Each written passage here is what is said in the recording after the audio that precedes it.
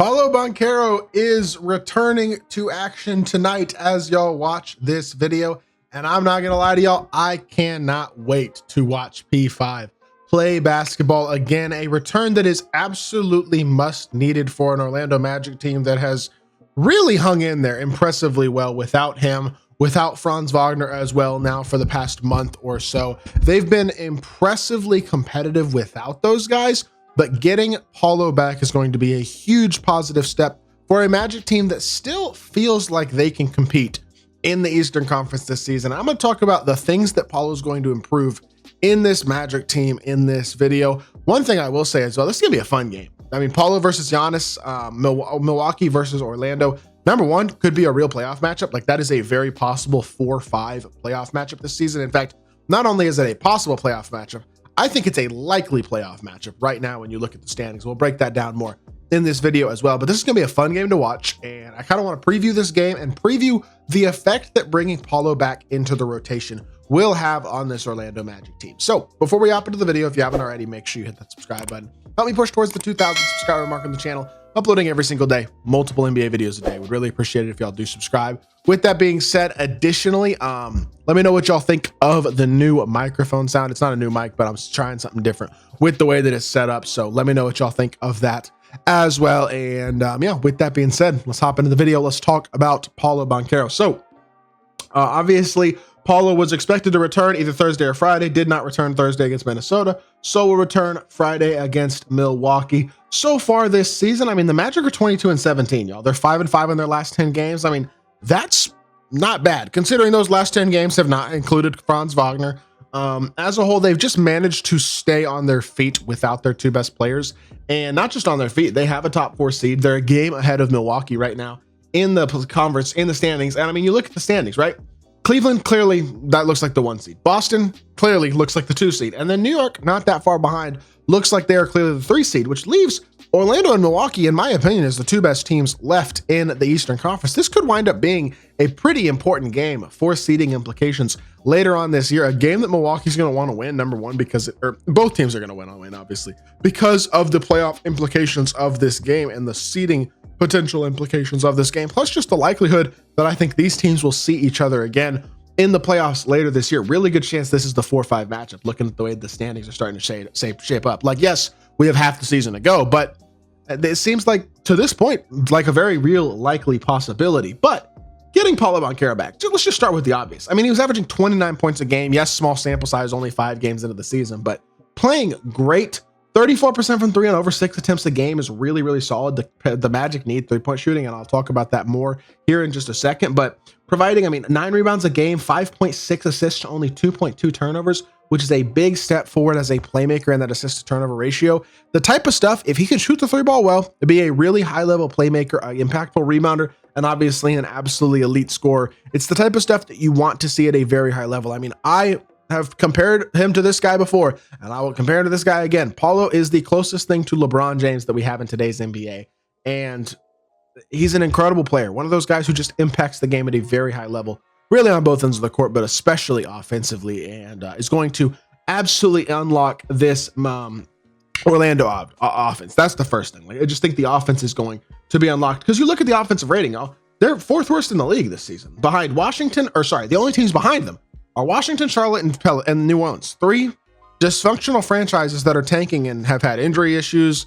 and off the court stuff and just disaster around, really across the board for those 3 teams so far this season. And then you have Orlando, who is in the 4th seed in the East and has been really competitive this year. Like, they don't have to be a great offense. They just have to be a league average offense. And I think that's very, very possible for this team to take a step forward now, adding their best player back into the mix. And I mean, you look at the defensive rating, they got the 2nd best defensive rating in the league behind only the OKC Thunder, which leads to a positive net rating despite the struggles offensively. 11th in the league in net rating. Really impressive stuff by Orlando. If they can bring that offense back to just a capable level, it's going to put them among the elite in basketball in overall net rating and just things of that nature, move them up to that top 6 or 7 type area. And so, look, a decent offense will pay dividends for this Orlando team, and that stretches even further when you look at the shooting numbers. This season, Orlando, by far the worst shooting team in basketball this season at 31.1% from three per game as a team, compared to second worst being 32.8.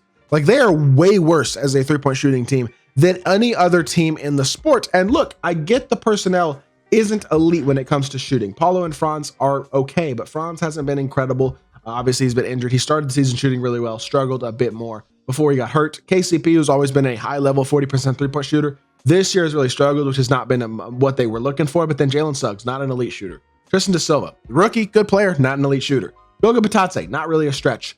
Wendell Carter Jr. having worst shooting season of his career. Anthony Black has not figured out the three ball yet. Jonathan Isaac, impactful defender, not a great offensive guy, not an elite level shooter in his own right. Gary Harris at 35%, like Cole Anthony's at 31. Just so many guys who, even the good shooters on the team, have shot the ball poorly this season. I think that bringing Paolo back should help to fix that problem some. Number one, he can shoot the ball himself. But number two, let's just look at the 5 games that that Paolo played this season. In the 5 games that Paolo played, the Magic were right around league average at 34.6% from three. Is it great? No. Is it a massive improvement from where they have been without Paolo this season, where they're close to 30% from three? Absolutely it is. Like, no brainer. Duh. That is a big, big improvement for the Magic. And that's also very much in line with last season's stats. You look at last season's shooting stats, yeah, they were toward the bottom of the league, but they were also 35.2%. Look, I'm not asking for them to light the world on fire from three. They don't all of a sudden need to be a top 5 three-point shooting team. They just need to, again, be closer to average. And I think Paolo's ability to be a dribble penetrator, to draw defensive attention, will lead to more open looks, easier catch and shoot looks for guys like Kentavious-Caldwell Pope and Jalen Suggs. And the list goes on among these guys who are going to be flanking him on the perimeter. And I think once they get Franz back as well in about a month, this team is really going to get scary because they got their 2 guys back. They're going to be much healthier, much more dangerous offensively. And honestly, I don't think Paolo and Franz take anything away from this team on the defensive end of the court, really. So that's going to really make them terrifying because they're still going to be a top 3 or so defense in basketball, but now they're going to have a good offense as well. And that makes them a serious threat in the Eastern Conference. I don't think there's any doubt in my mind whatsoever that this team has what it takes to be a threat in the East, to beat any team in a playoff series. Do I think it's a little early for them to truly compete for a title against a team like Boston or Cleveland? Yeah, realistically, it probably is. Is that a bad thing? No. They're playing great basketball. They are certainly far ahead of where they were here just a couple seasons ago, and have really taken a lot more strides toward competitiveness and consistent competitiveness. And this is the growth that you want to see if you're an Orlando fan. And so I'm excited that Paolo's coming back, because Paolo's return will help continue that growth and I think really elevate this team to a point where they've been so competitive without him. This team could very quickly start to look great if things go right. So with that being said, that's going to do it for this video. I hope you all did enjoy. If you did, make sure you hit that like button, leave a comment, and subscribe. I'll be back with more NBA content very, very soon, and I appreciate y'all. Peace.